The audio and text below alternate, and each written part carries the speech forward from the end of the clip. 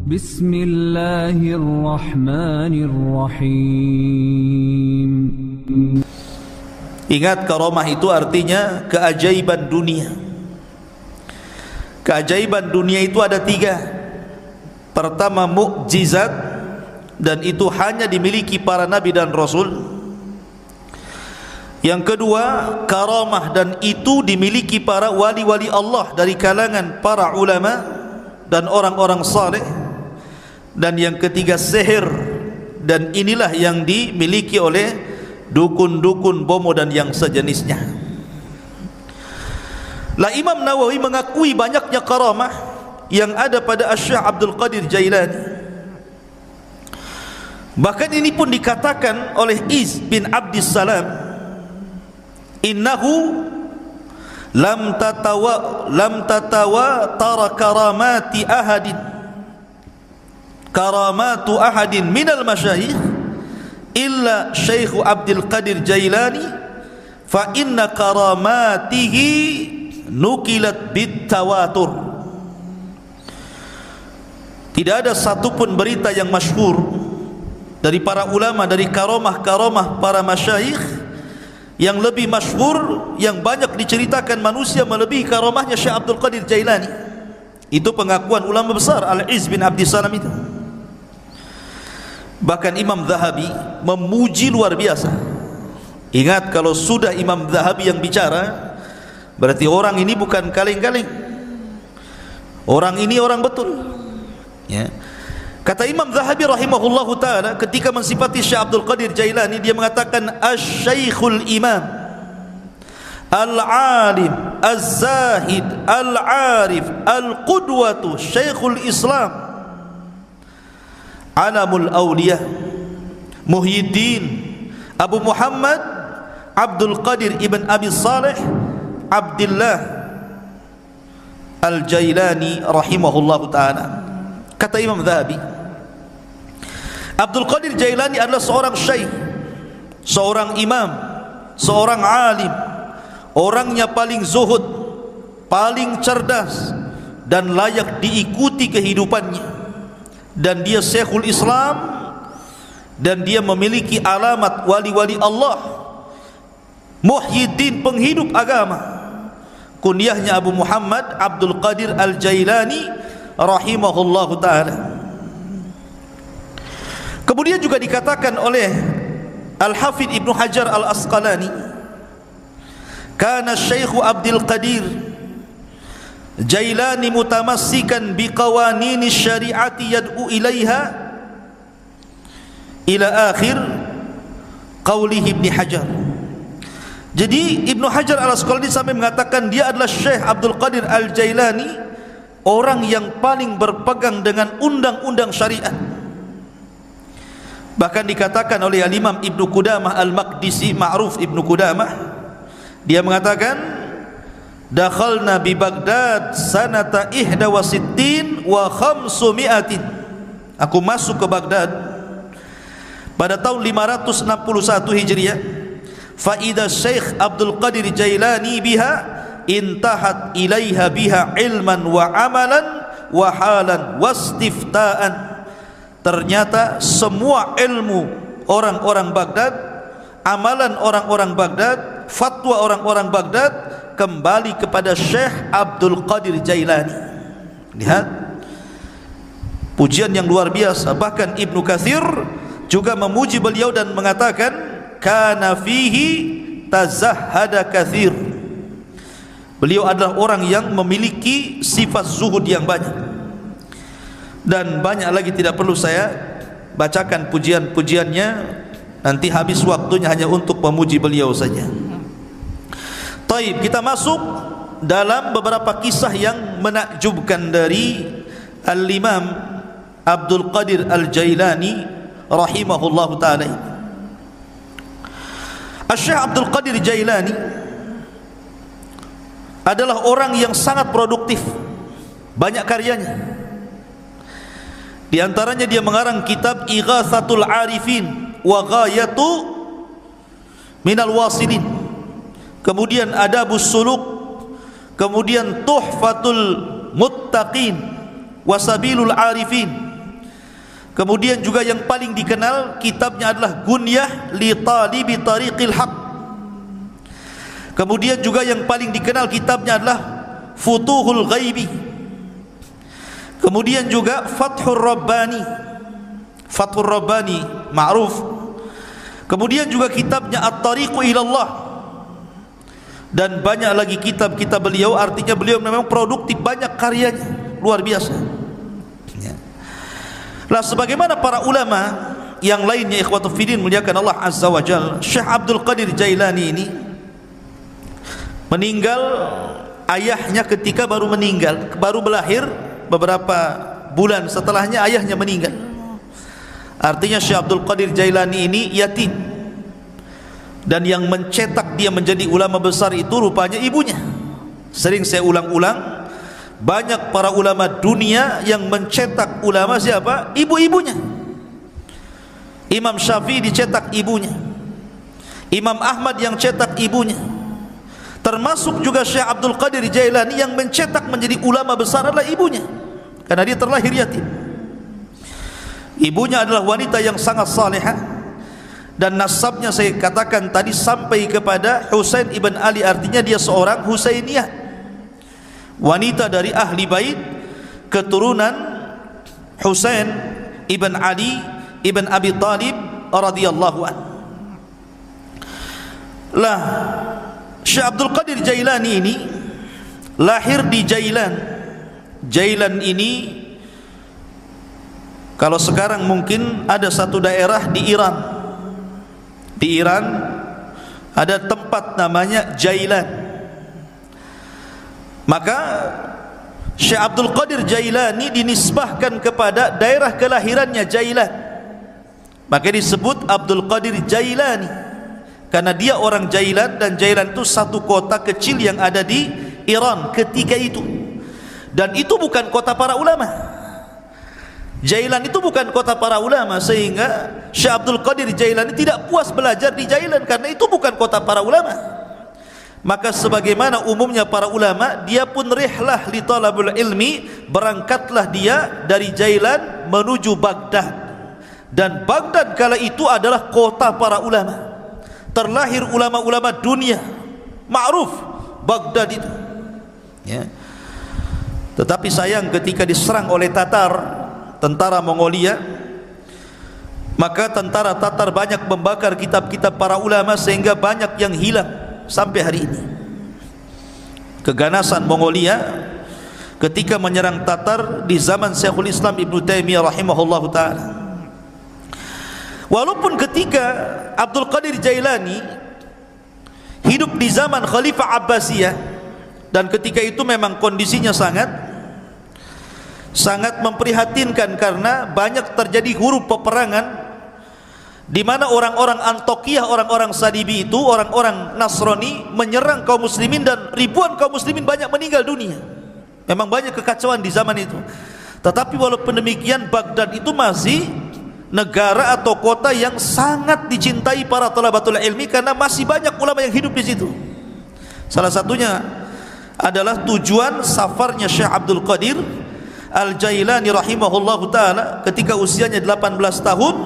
Kemudian dia safar dari Jailan menuju Baghdad, dan dia belajar di rantau selama 33 tahun baru pulang, ya. Anda bisa bayangkan, besar-besar di jalan tuh, tua-tua di jalan, ya. 33 tahun. Coba bayangkan, ini pondok Jabal Uhud nih, tiap minggu dijenguk, kadang-kadang minta pulang. Ini Syekh Abdul Qadir Jailani 33 tahun dia enggak dijenguk sama ibunya. Betul-betul setelah dia menguasai seluruh funun ilmu, baru dia pulang menjadi Syekh Baghdad, diakui keilmuannya. Makanya salah satu syarat talabul ilmi, kata Imam Syafi'i, tuluz zaman, lamanya waktu. Karena ilmu itu bukan ta'ammul tapi ta'allum. Bukan ta'ammul, bukan dipikirkan tiba-tiba dapat ilmu yang disebut dengan laduni, bukan, tapi dengan cara belajar. Salah satunya diperlukan tuluz zaman, panjangnya waktu. Maka Syekh Abdul Qadir Jailani belajar 33 tahun menguasai akidah, fikih, usul, mustalah, hadis, macam-macam dikuasai. Makanya kemudian tadi disebutkan oleh Imam Zahabi bahwa dia adalah Syekhul Islam, karena dia bidang semua ilmu syariat. Ma'asyiral muslimin, ada cerita yang menarik. Di sini mulai ceritanya nih. Ketika Syekh Abdul Qadir Jailani hendak berangkat safar dari Jailan menuju Baghdad, ibunya memberikan bekal 40 dirham. Besar 40 dirham, ikhwan. Arba'ina dirhaman itu besar, karena 1 dirham itu 4 gram emas lebih, ya, 1 dirham itu. Kalau 1 gramnya itu anggaplah 1 juta, berarti 1 dirham itu 4 juta kali 40, kan begitu ya, kan besar, lumayan kan itu. Ibunya memesankan kepada Syekh Abdul Qadir Jailani, la taqdzib ala ahad, la taqdzib ala ahad, jangan kau berdusta kepada siapapun, jadi anak yang jujur. Dipegang itu wasiat ibunya itu. Berangkat dia dari Jailan menuju Baghdad. Allah takdirkan ketika dia bersama rombongan dengan orang-orang lain yang menuju Baghdad, tah bersama para pedagang, pokoknya rombongan gitu ya, bersama yang lainnya, Allah takdirkan di tengah jalan dirampok. Datang para perampok ini, perompak padang pasir ini, ya, bukan bajak laut, bajak padang pasir, ya, karena di padang pasir kan itu. Jadi dikepunglah itu orang-orang, termasuk di dalamnya Syekh Abdul Qadir Jailani. Maka semua barang-barang orang itu diambil, namanya rampok, yang ngerampok lah kan, diambil barangnya. Giliran terakhir kepada Syekh Abdul Qadir Jailani, kamu punya barang apa? Kata Syekh Abdul Qadir Jailani, indi arba'ina dinar, ngaku pula nih, saya punya 40 dinar. Dicari, nggak ketemu. Kamu bilang kamu punya uang 40 dinar, kata Syekh Abdul Qadir Jailani, iya saya punya 40 dinar. Mana uang itu? Akhirnya dicari-cari ketemu. Ini ketua rampok ini heran. Biasanya kalau orang mau dirampok dan punya uang pasti tidak akan ngaku tuh. Apalagi Syekh Abdul Qadir Jailani ini menyembunyikan uang itu di tempat yang sangat rapi, susah untuk ditemukan. Tapi jujur dia ingat kata-kata ibunya, jangan dusta. Walaupun yang nanya perampok ngomong saja. Itu maksudnya. Jadi rampok ini mengatakan kepada Syekh Abdul Qadir Jailani, kenapa kamu mengaku kamu punya uang arba'ina dinar, 40 dinar itu? Maka dia mengatakan, karena aku sudah berjanji kepada Allah, kemudian kepada ibuku dan kepada diriku sendiri, alla aqdzib ahadan, aku tidak mungkin dusta kepada siapapun, termasuk kepada kamu wahai para perampok. Dari situ tersentuh dari kata-kata Syekh Abdul Qadir Jailani. Maka rampok ini seumur hidup tidak pernah menangis. Ketika itu dia meneteskan air mata karena melihat kejujuran Syekh Abdul Qadir Jailani, dan setelah itu dia bertobat dari rampoknya. Perampok tobat karena melihat kejujuran Syekh Abdul Qadir Jailani. Karamah ikhwan, ya. Ma'asyiral muslimin yang dimuliakan Allah Azza wa Jalla. Kemudian ketika dia sampai saja di kota Baghdad, ingat kota Baghdad itu sekali lagi itu ibu kota, kota yang metropolitan bahasa kita, semua serba mahal, ya. Sementara bekal Syekh Abdul Qadir Jailani ini hanya bisa dimakan beberapa hari dan bulan, tidak bisa bertahan bertahun-tahun. Makanya disebutkan oleh para ulama bagaimana kesabaran Syekh Abdul Qadir Jailani ketika menuntut ilmu, ikhwan. Dijelaskan bahwa gini, jadi disebutkan oleh Al-Hafidh Ibnu Rajab Al-Hambali rahimahullahu ta'ala dalam kitabnya Dzailut Tabaqat Al-Hambali. Jadi Syekh Abdul Qadir Jailani ini karena sudah habis bekal sama sekali, nggak ada yang dimakan. Akhirnya kemudian dia pun selalu datang ke sungai. Jadi sungai itu, di tepi sungai itu biasanya orang-orang pasar. Orang-orang pasar itu kalau tidak laku, maka sayuran-sayuran itu dibuang di tepi sungai itu. Jadi Syekh Abdul Qadir Jailani kalau sudah tutup pasar, dia nunggu di situ.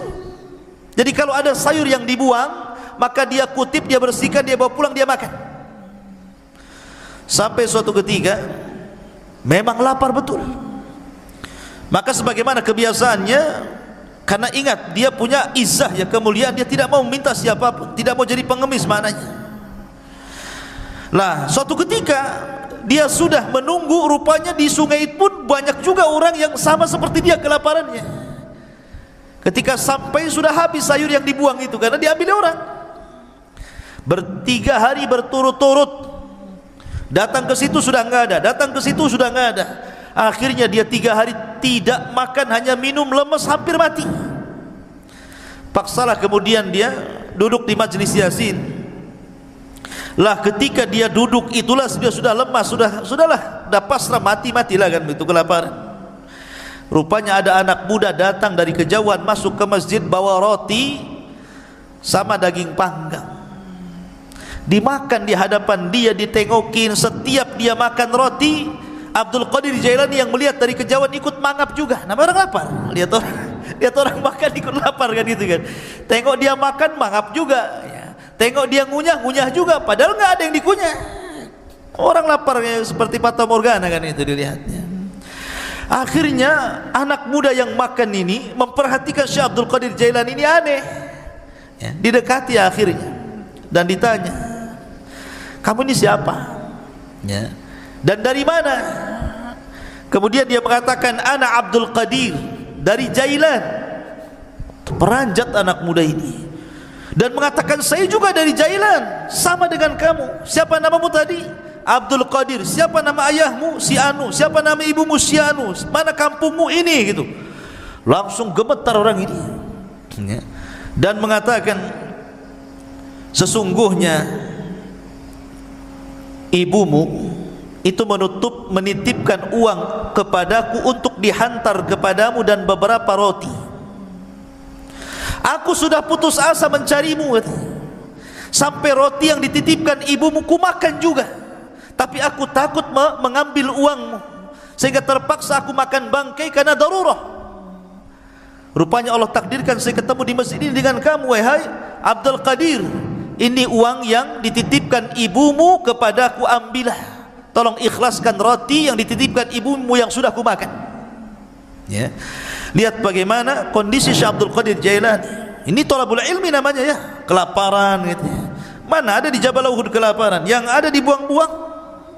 Enggak habis lauknya masih banyak kan itu. Ya, kenapa? Udah makan nambah lagi di warung. Thalabul ilmi sekarang dipenuhi makanan, bukan dipenuhi ilmu. Di lemarinya bukan kitab, Indomie. Ma'asyiral muslimin yang dimuliakan Allah Azza wa Jalla. Jadi begitulah Syekh Abdul Qadir Jailani rahimahullahu taala, kesabaran dalam menuntut ilmu. Ada kisah yang menarik juga ya kawan. Disebutkan tentang perdebatan Syekh Abdul Qadir Jailani dengan syaitan, dengan iblis.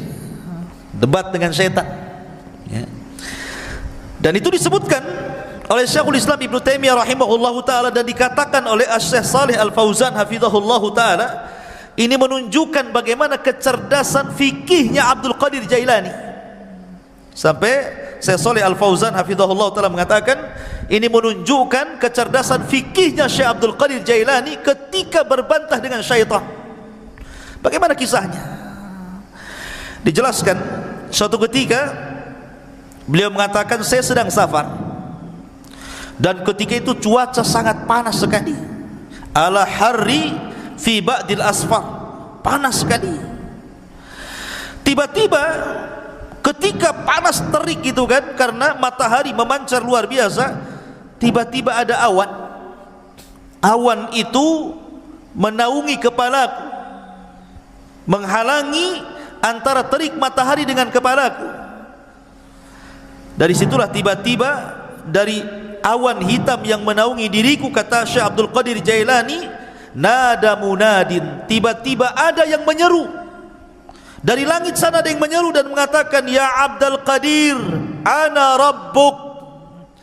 Wahai Abdul Qadir Jailani, saya adalah Rabbmu. Maka Syekh Abdul Qadir Jailani rafa'a ra'sah, melihat ke langit dan mengatakan, antallah, la ilaha illahu, apakah engkau adalah Allah yang tidak ada sembahan berhak disembah kecuali Dia? Maka kemudian suara itu ada lagi di langit dan mengatakan, ana rabbuk, saya Tuhanmu, ana rabbuk, saya Tuhanmu. Syekh Abdul Qadir Jailani mendengarkan sampai akhirnya, setelah dia mengatakan ana rabbuk wa qad ahlaltu laka ma haramtu alaika ya Abdul Qadir, saya Tuhan wahai Abdul Qadir, aku telah halalkan yang sebelumnya kuharamkan kepadamu. Maknanya semua manusia haram melakukan ini, kau halal. Semua manusia haram memakan khamar, kau halal. Semua haram berzinah, kau halal. Pokoknya seperti itu.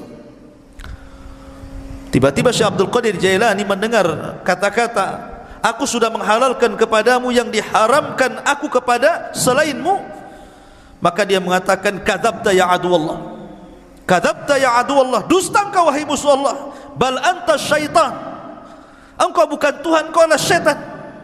Fatamazzaqat tilkas sahab, tiba-tiba awan hitam itu langsung berpecah, menyebar, ya. Lah dari situlah tiba-tiba kemudian muncul lagi suara dan mengatakan, ya Abdul Qadir, najauta minni bifiqhika fi dini, wahai Abdul Qadir, engkau sudah selamat, ya. Najauta minni, engkau selamat dariku dengan kecerdasan fikihmu dalam agamamu. Laqad fatantu bihadzal hilah qablaka 70 rajulan, sungguh sebelum itu, kata syaitan, aku sudah menguji 70 orang semisal kamu dari kalangan para ulama, kalangan zuhad, dan mereka terkena fitnahku kecuali kamu, katanya, ya. Lihat bagaimana Syekh Abdul Qadir Jailani mengatakan apa? Tidak mungkin. Kenapa? Kenapa Syekh Abdul Qadir Jailani mengatakan kadzabta, dusta kamu? Karena kata Syekh Abdul Qadir Jailani, ketika ditanya, maka dia mengatakan, araftu annahu syaitan. Kenapa aku tahu dia syaitan? Karena ketika dia mengatakan aku halalkan kepadamu yang kuharamkan kepada selainmu, maka dia mengatakan, li anna ba'da Rasulillah sallallahu alaihi wasallam la tahlila wa la tahrim, tidak ada yang berhak menghalalkan dan tidak ada yang berhak mengharamkan setelah Nabi sallallahu alaihi wasallam. Bagaimana mungkin kalau kemudian dalam dunia tarekat, ya, di mana orang itu kalau sudah tingkatan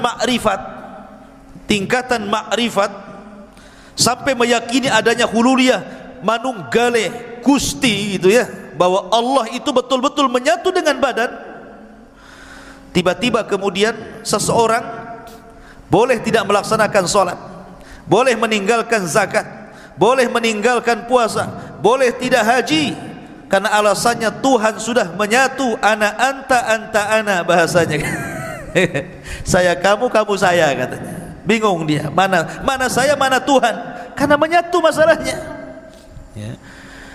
Makanya terkadang makin makrifat itu bukan makin baik, makin bejat, kan begitu.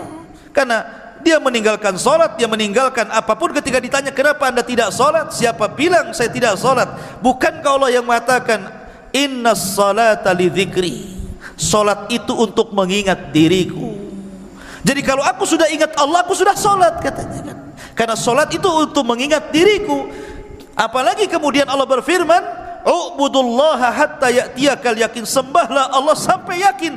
Aku sudah yakin, ngapain aku nyembah, katanya, kan? Nah, kan kacau nih kalau sudah Quran dipelintir-pelintir.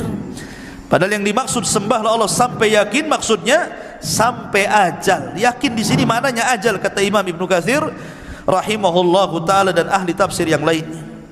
Sembah Allah sampai mati, bukan sampai yakin. Artinya kalau sudah yakin tak perlu sembah, gitu ya. Nah, itu kebelinger tuh.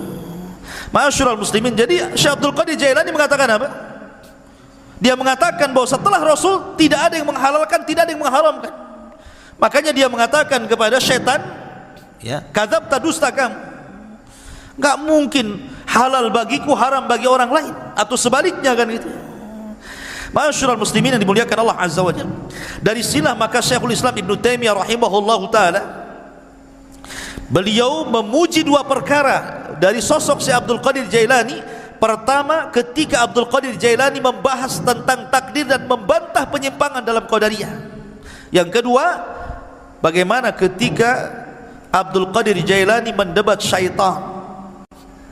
Dari sini salah kata Imam Ibn Taimiyah, aku sangat mengagumi Syekh Abdul Qadir Jailani, sebagaimana disebutkan Imam Abdul Qayyim dalam kitabnya Madarijus Salikin fi iyyaka na'budu wa iyyaka nasta'in. Ma'asyiral muslimin yang dimuliakan Allah Subhanahu wa taala, Syekh Abdul Qadir Jailani walaupun dia sudah menjadi ulama besar, tapi dia dikenal keberaniannya, laumata laib, enggak peduli orang dia. Dia tidak takut kecuali kepada Allah. Syekh Abdul Qadir Jailani tidak takut siapapun, sampai kepada penguasa dia tidak takut. Ya. Dan dia suatu ketika salah satu khalifah Abbasiyah itu bernadar, nadarnya seperti ini: saya akan beribadah kepada Allah di waktu di mana manusia tidak ada yang beribadah. Gimana caranya coba? Saya akan beribadah di waktu di mana tidak ada satupun manusia yang beribadah. Kira-kira kapan tuh? Mana bisa? Ya kan? Satu dunia ini manusia pasti ada yang beribadah, kan begitu ya? Enggak di sini ya di sana, enggak di sana di sana, kan gitu ya. Kapan waktunya coba? Mana kita tahu sampai bernadar seperti itu, saya akan beribadah di waktu manusia tidak ada yang beribadah? Mustahil. Ya. Karena setiap detik, setiap menit itu pasti ada orang beribadah di mana-mana. Entah di sini tidak ada, di sana ada, di sana tidak ada, di sana lagi ada. Di Indonesia tidak ada, di Mekah ada, di Mekah tidak ada, di Yaman ada, kan begitu. Sulit kita ini kemudian menentukan waktu di mana manusia tidak beribadah, dia beribadah. Akhirnya para ulama di zaman itu berkumpul memberikan fatwa bahwa khalifah harus bayar kafarah, karena mustahil beribadah di waktu di mana manusia tidak beribadah. Khalifah harus bayar kafarah, kafaratul yamin, puasa 3 hari berturut-turut atau memberi makan 10 fakir miskin. Tiba-tiba Syekh Abdul Qadir Jailani mengatakan, tidak ya, kamu harus tetap beribadah di mana manusia tidak ada satupun yang beribadah dengan ibadah yang sama dengan kamu. Kata khalifah bingung, kenapa Syekh Abdul Qadir Jailani memfatwakan seperti itu? Yang lain mengatakan bayar kafarah, dia pula kau harus tetap melaksanakannya. Kata khalifah, lalu ibadah apa itu? Kalau saya sholat hari ini, di sana sudah ada orang sholat. Kalau saya puasa hari ini, di sana sudah ada orang berpuasa. Kalau saya umpamanya sedekah hari ini, di sana ada orang sedekah. Ibadah yang mana yang tidak bisa kemudian sama waktunya dengan orang lain? Katanya, Syekh Abdul Qadir Jailani, kau harus berangkat ke Mekah, kau umroh. Setelah kau umroh, kamu harus menyempatkan untuk tawaf di saat manusia tidak ada yang tawaf di situ. Ya. Akhirnya dia pun betul-betul umroh. Kemudian dia mendapatkan waktu di mana tidak ada satupun orang yang tawaf. Disitulah dia tawaf. Ya. Kalau kemarin pas ya Ka'bah lagi kosong corona ya, nggak ada orang tawaf gitu ya. Ya. Tapi yang jelas bahwa dari peristiwa ini terkenalah nama Syekh Abdul Qadir Jailani. Dari kasus ini terkenal nama Syekh Abdul Qadir Al-Jailani rahimahullahu ta'ala. Ma'asyiral muslimin yang dimuliakan Allah Subhanahu wa ta'ala, Syekh Abdul Qadir Jailani banyak perkataan-perkataan emas beliau yang kita bisa petik dari untayan-untayan kata-kata mutiara beliau.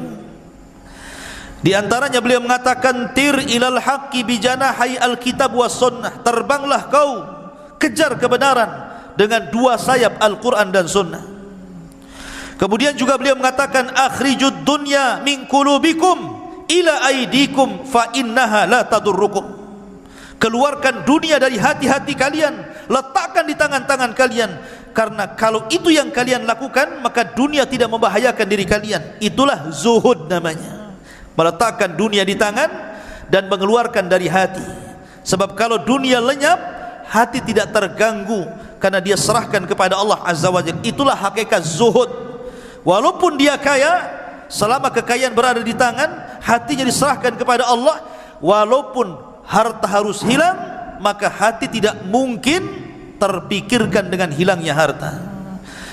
Kemudian beliau mengatakan, la tadlimu ahadan walau bisu'i dhannikum fa inna rabbakum la yujawizu dzulma zalimin. Jangan kalian menzalimi siapapun walaupun dengan suudzon, karena Rabb kalian tidak mungkin melewatkan kezaliman orang yang zalim. Orang zalim itu terbatas, ya. Tidak mungkin kalau dia menzalimi kemudian betul-betul kita ini mendapatkan kecelakaan sesuai kehendaknya, tidak. Karena kezaliman yang dia lakukan pun sudah dicatat di Lauhil Mahfuz. Bahkan dalam khutbahnya beliau mengatakan, ayyuhan nas, wahai manusia, ya ibna Adam, wahai anak Adam, ish ma syi'ta fid dunya fa innal mauta sayatik. Hiduplah kamu di dunia sesukamu, karena kematian akan mendatangi kamu. Wa ahbib dunya mastata' fa innaka satufariqaha. Cintai dunia sekehendakmu, karena dunia pasti akan meninggalkan kamu. Wa'mal ma mastata'ta fa innallaha bi amalika sayuzik. Beramalah semampu kamu, karena sungguhnya Allah dengan amalanmu akan membalas seluruh amalan. Dan banyak kisah-kisah yang menarik, tetapi kalau kita melihat Syekh Abdul Qadir Jailani ini, ikhwan, dia seorang ulama Hambali. Ingat, seorang ulama Hambali. Memang dia itu punya kelebihan, kalau dia berceramah, memang dia seorang orator. Orang itu mudah menangis apabila mendengar kata-kata Syekh Abdul Qadir Jailani. Makanya kalau dia membuka majlis ilmu, majlis taklim itu, yang datang ngaji setiap kali menyampaikan kajian 70,000 rajulin, 70,000 talabatul ilmi, 70,000 para talabatul ilmi itu numplak di masjidnya itu. Coba bayangkan, sekali kajian tuh. Kalau di musim corona ya nggak ada yang ngaji, ya kan? Walaupun tidak di musim corona, siapa kecuali tabligh akbar lah ya, bukan kajian rutin. Kalau kajian rutin berapa orang aja kan itu. Ini setiap ngaji 70,000 numplak di situ, coba bayangkan. Kan ulama luar biasa. Ya, makanya kemudian terlahir para ulama dari Syekh Abdul Qadir Jailani. Dan banyak para ulama sezaman dia mengambil akhlaknya, mengambil petuahnya, dan dia pun melahirkan ulama-ulama dunia setelahnya. Tetapi para pengikut setelahnya sampai hari ini banyak yang gulu ekstrim, melampaui batas, bahkan memuji Syekh Abdul Qadir Jailani melebihi kapasitas dia sebagai manusia. Bahkan ada yang sampai menuhankan, naudzubillah, ya, sampai menuhankan Syekh Abdul Qadir Jailani. Dia manusia, dia ulama, sama dengan ulama-ulama yang lainnya, karyanya banyak. Terkadang orang-orang yang mengkultuskan Syekh Abdul Qadir Jailani, dia sendiri tidak paham siapa Abdul Qadir Jailani, bagaimana karya-karyanya, bagaimana pengetahuannya, bagaimana pendapat-pendapat dia seputar solat, seputar zakat, seputar puasa, muamalah. Kadang nggak paham, ya. Dia hanya terbawa cerita orang, terkadang cerita khurafat-khurafat yang ditimbulkan yang tidak ada sanad kepada beliau, akhirnya mengkultuskan dan sampai menuhankan, naudzubillah. Ingat bahwa manusia tetaplah manusia. Kita hargai dia seorang ulama besar, ulama hadis, ulama tafsir, ulama fikih, sama dengan ulama-ulama yang lainnya, ya. Dan kita mendoakan rahimahullah, semoga Allah merahmati Syekh Abdul Qadir Al-Jailani. Apalagi nasab beliau memang dua-duanya keturunan Hasan dan Husain, dari jalur bapaknya Hasan dan dari jalur ibunya adalah Husain. Dan kita tidak menafikan banyaknya karamah dari Syekh Abdul Qadir Jailani. Dan sekali lagi bahwa beliau sangat terpengaruh dengan pemahaman Al-Imam Abu Hamid Al-Ghazali. Ini kisahnya juga sangat menarik, insyaallah nanti kita akan kisahkan beliau. Dan beliau adalah salah satu guru juga dari Syekh Abdul Qadir Al-Jailani rahimahullahu taala. Subhanakallahumma bihamdika asyhadu an la ilaha illa anta astaghfiruka wa atubu ilaik. Allahu ta'ala. Assalamualaikum warahmatullahi wabarakatuh.